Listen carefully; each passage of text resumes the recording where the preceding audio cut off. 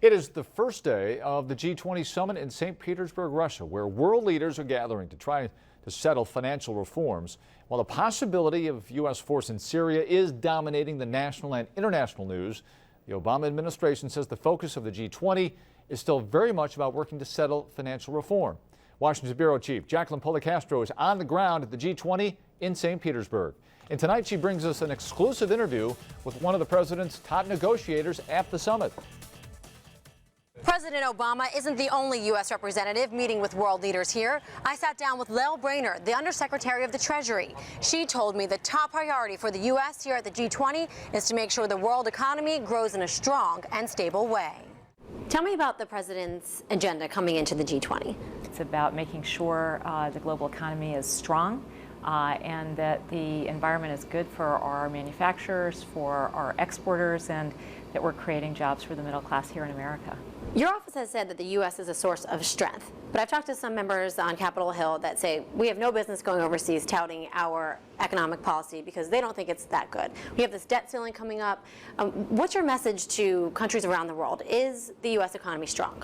I think generally you will find at the G20 that people believe the president and the U.S. private sector in particular have worked together to come back strong from the crisis.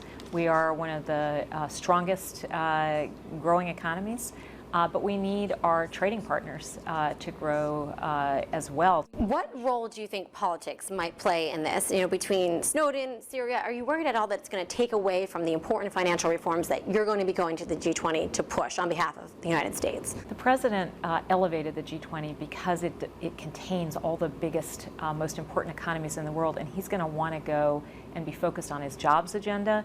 He's going to want to go and be focused on the agenda of making sure we never see a financial crisis of the kind that we just got through again, working on financial reform, working to make sure that the international tax system is fair. Those are things that I think we can find common ground with all members of the G20 on.